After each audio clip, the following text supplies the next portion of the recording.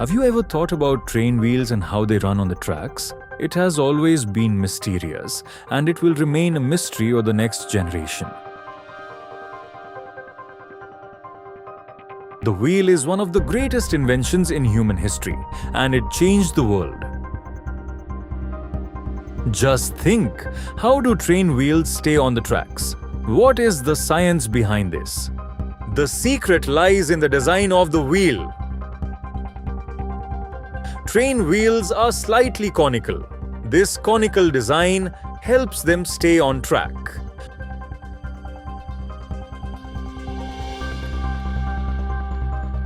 Not only that, but this shape produces a self-centering force so that whenever the wheels shift left or right, they automatically realign at the center.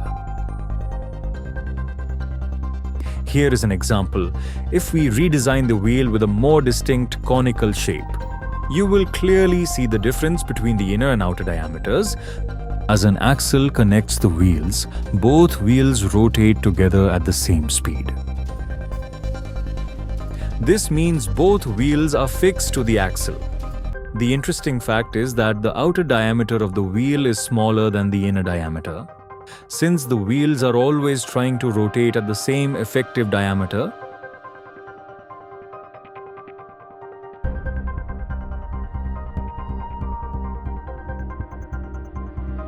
if they shift to the right or left, the self-centering force automatically pulls them back to the center. This construction works perfectly for straight tracks. But what happens when the train turns on a curved track? In this condition, the outer wheel has to cover more distance than the inner wheel. As we know, the inside of the wheel is slightly larger in diameter than the outside. When the train enters a curve, the wheels shift toward the outside due to the laws of physics.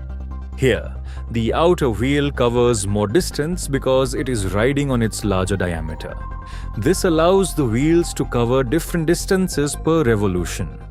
The wheel flange is specially designed for extra protection, ensuring that when the train goes around a corner, it stays securely on the tracks. If you found this video helpful, please click the share button. Thank you. Let's grow up. Never stop learning.